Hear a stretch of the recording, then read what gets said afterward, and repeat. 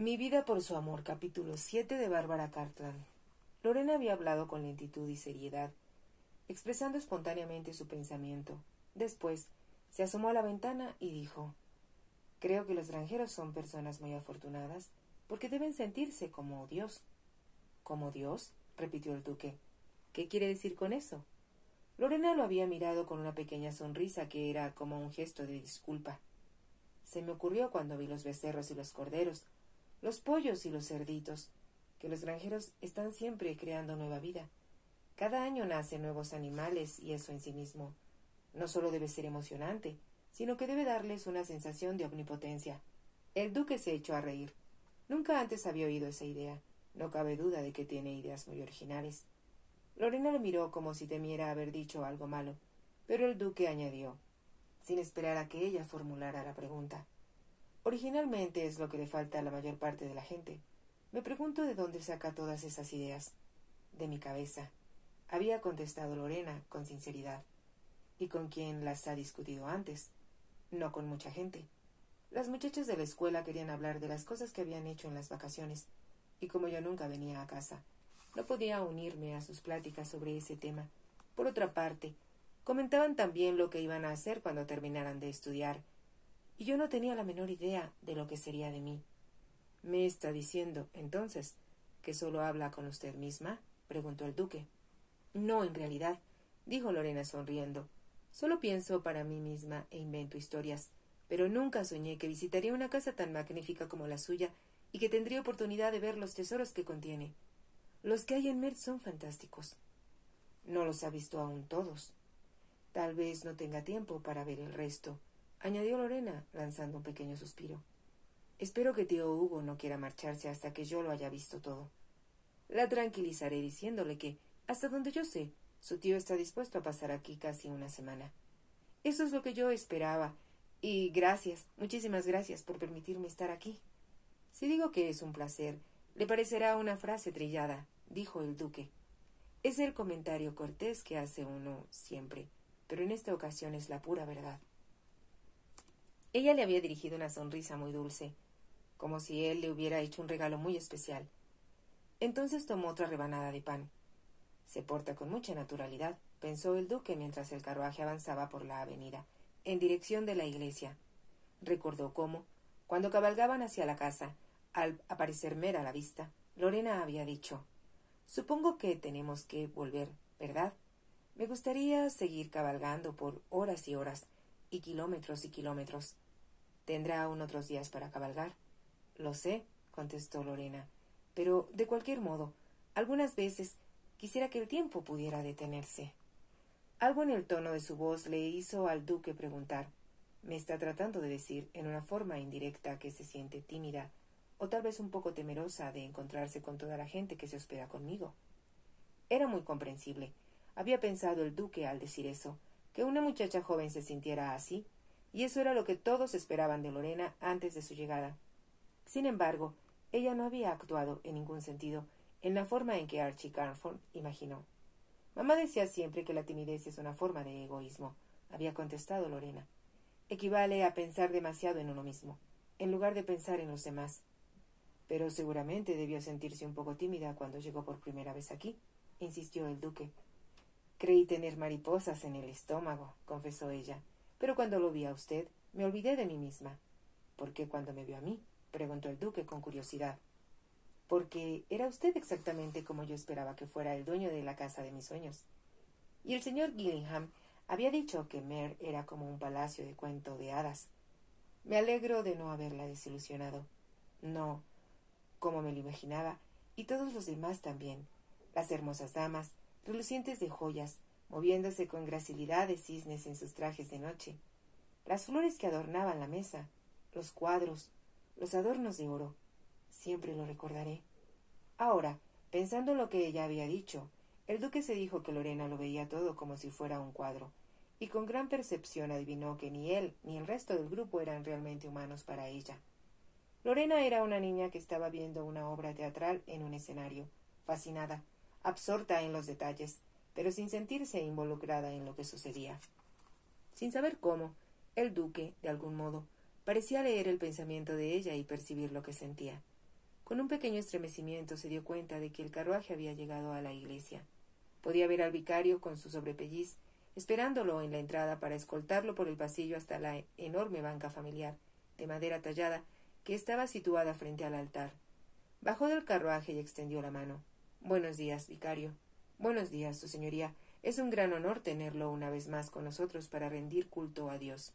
Aquellas palabras formales eran dichas siempre en tales ocasiones. Sin esperar la respuesta del duque, el vicario se adelantó para recorrer el pasillo seguido por el duque, entre las bancas que ocupaba ya la servidumbre de Mer y algunos de los habitantes del pueblo. Como venía pensando en Lorena, al duque no le sorprendió encontrarla instalada en la banca familiar.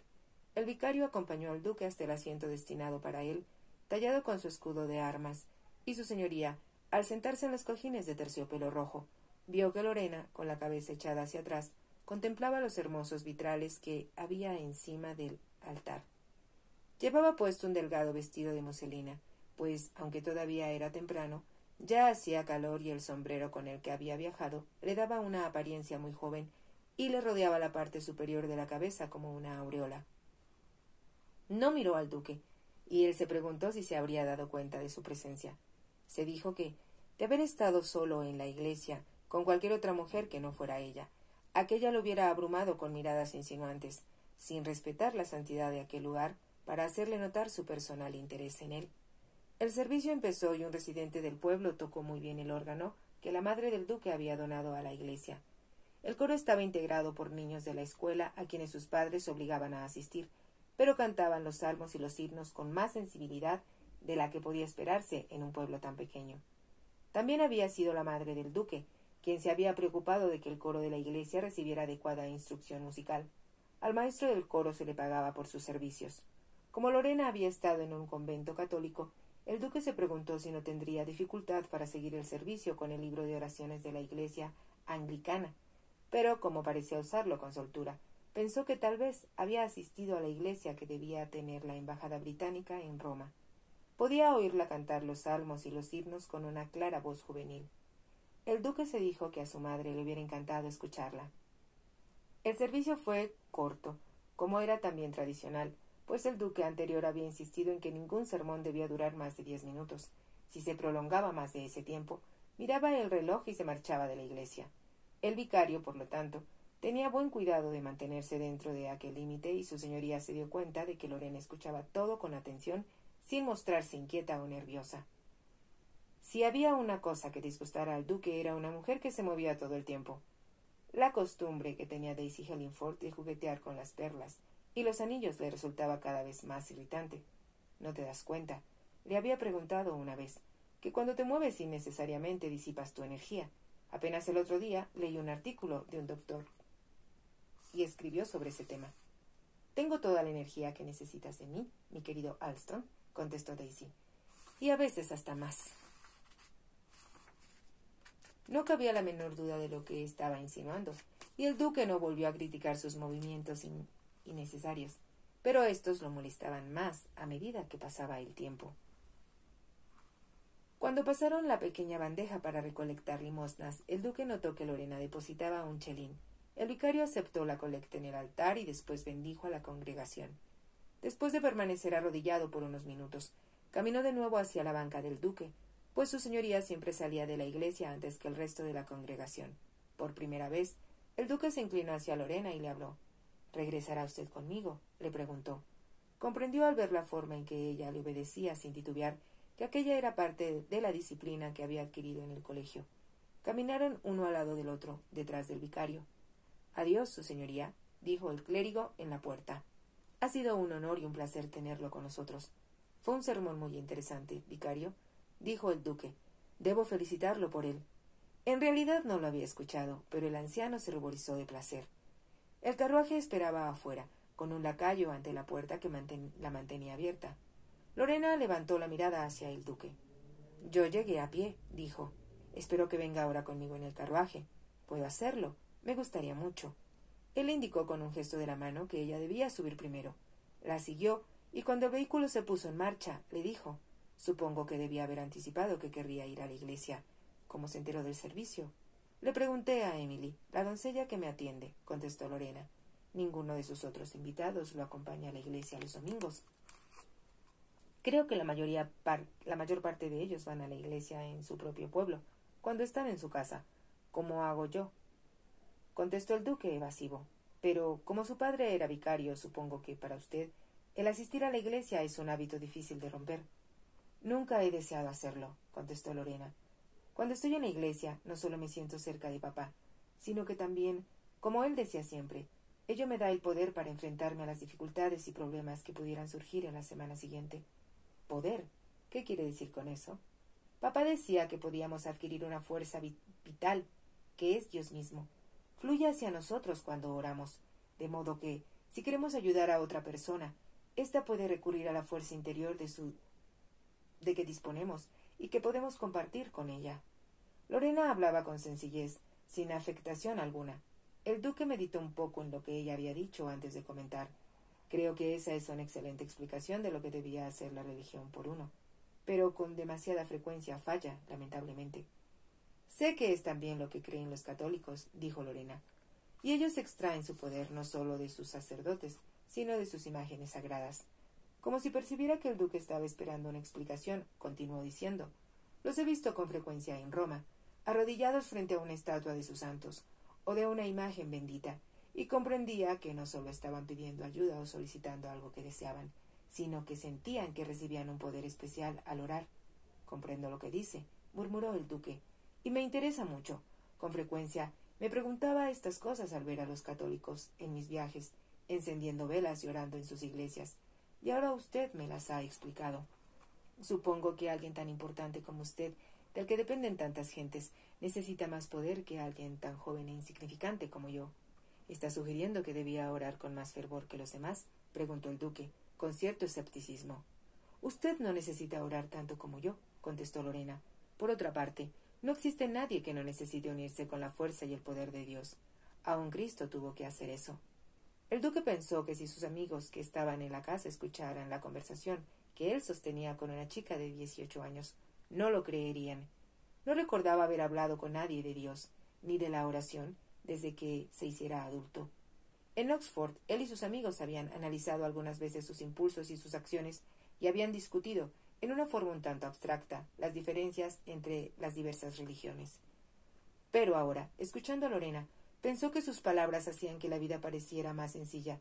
Sin embargo, los amigos se reirían de lo que hablaban. Era muy fácil burlarse de las creencias de Lorena y ver como una broma la idea de que un hombre como él podía extraer su poder de Dios.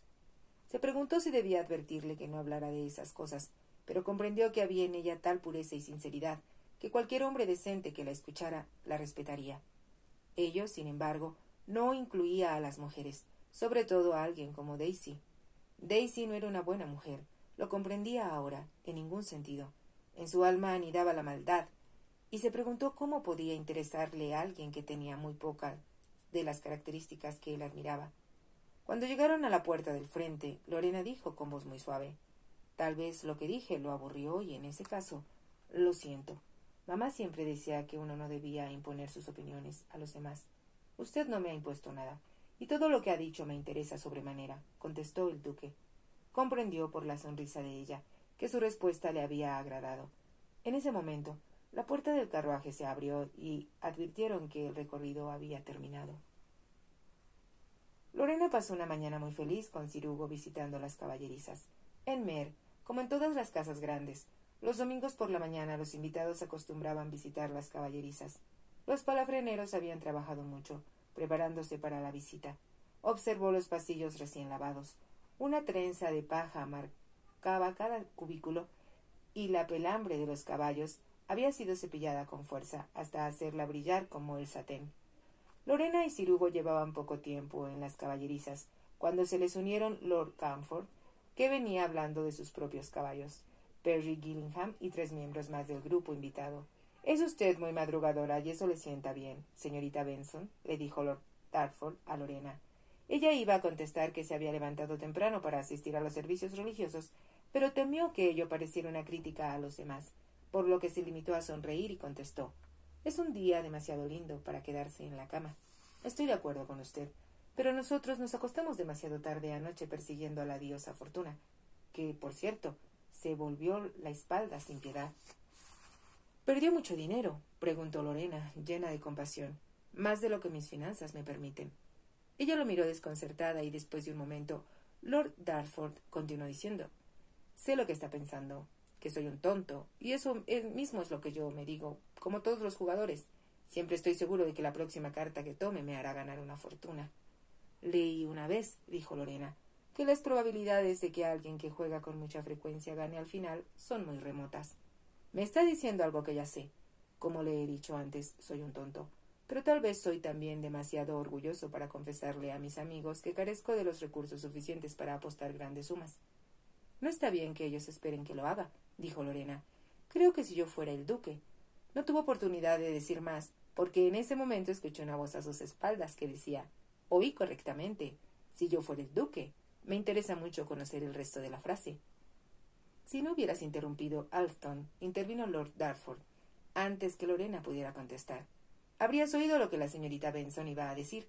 En realidad, creo que le inspiraba el sentido común. —Escucho —dijo el duque. —No quiero que lo tome a crítica —se apresuró a decir Lorena—. Es solo una idea. Los labios del duque se torcieron. —Otra —dijo—. ¿De qué se trata esta vez? Lorena miró al hombre con quien había estado hablando, como si le pidiera permiso para repetir sus palabras. —Muy bien —dijo él con una sonrisa—. Dígaselo al duque si lo desea. No le hará daño saber la verdad. —¿La verdad sobre qué, Lionel? —preguntó el duque. —La señorita Benson te lo dirá. Lo que estaba diciendo —dijo Lorena en voz muy baja— era que si yo fuera su señoría, no consentiría que en mi casa la gente perdiera más dinero del que le permiten sus recursos. Una mirada de incredulidad asomó a los ojos del duque. —No es que me parezca que el juego es algo malo —continuó diciendo Lorena—, aunque no entiendo por qué a algunas personas les atrae tanto. Se trata tan solo de que a mí me gustaría que mis invitados fueran felices.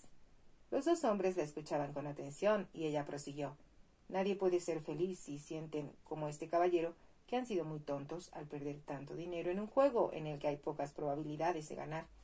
El duque se mostró muy asombrado. —¿Es cierto eso, Lionel? —preguntó. —Me temo que sí. Comprendí que Arthur estaba arrasando anoche con las ganancias, pero pensé que tendrías el buen juicio de detenerte antes de perder cantidades fuertes. —Culpa a tus buenos vinos de darme un falso optimismo —contestó Lord Dartford. El duque frunció el ceño. —Creo que la señorita Benson tiene razón. Las apuestas altas debían limitarse a los clubs y no permitirse en las casas particulares, donde resulta difícil para un invitado levantarse de la mesa o irse a la cama antes que los demás. Yo soy el único culpable por permitir esto. —No, no —dijo Lord Dartford—, no debes decir tal cosa. La culpa es mía. Me porté como un tonto. No sé por qué molesté a la señorita Benson con mis problemas. En fin, vayamos ahora a ver a los caballos. Volviéndose bruscamente, Lord Dartford se dirigió a las caballerizas. Lorena miró al duque. —Me da mucha pena por él. —Arreglaré las cosas de algún modo —dijo el duque—. No debe preocuparse por eso. Trataré de no hacerlo, pero... —Déjelo todo en mis manos —la interrumpió el duque. A continuación, se reunió en las caballerizas con varias personas más que admiraban el hermoso caballo que había montado la mañana anterior. Lorena se colocó al lado de su tío y, después de un momento, Sir Hugo le preguntó, cuando nadie pudo escucharlos: —¿De qué hablabas con Lord Dartford? —Está un poco alterado porque perdió mucho dinero anoche —explicó Lorena—. También otros perdieron, pero tienen un espíritu demasiado deportivo para quejarse por eso. —Él no se estaba quejando —replicó Lorena—. Solo reconoció ante mí que se había portado como un tonto. Veo que siempre estás dispuesta a defender al desvalido. —Por supuesto. Los que están arriba no necesitan de ninguna ayuda, y mucho menos de mí. Su tío rió al escucharla, y luego la conversación se desvió hacia el tema de los caballos, y fue difícil pensar en nada más. Era ya casi la hora del almuerzo cuando volvieron caminando a la casa. Después de arreglarse un poco, Lorena bajó al salón azul donde se reunirían todos. Cuando Lorena entró, vio que la mayor parte de los invitados se encontraba ya con copas de champaña en la mano. Vio a su tío en el extremo opuesto de la habitación y al dirigirse hacia él, la condesa de Hellingford se separó de la gente con la que había estado hablando y se encaró a ella. La condesa se veía muy hermosa en un complicado vestido de gasa y encaje, 5 hilos de perlas alrededor del cuello y aretes de brillantes en las orejas. Lorena se volvió hacia ella sonriente y admirada, pero al ver que la condesa la fulminaba con los ojos, se quedó inmóvil.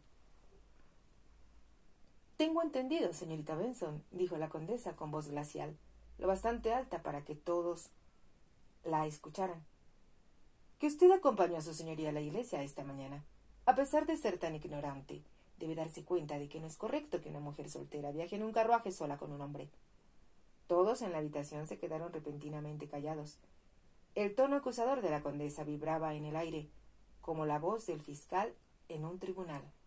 Si te ha gustado, te invito a que te suscribas, a que me regales un me gusta y actives la campanita para que puedas seguir escuchando esta historia y muchas más. Gracias.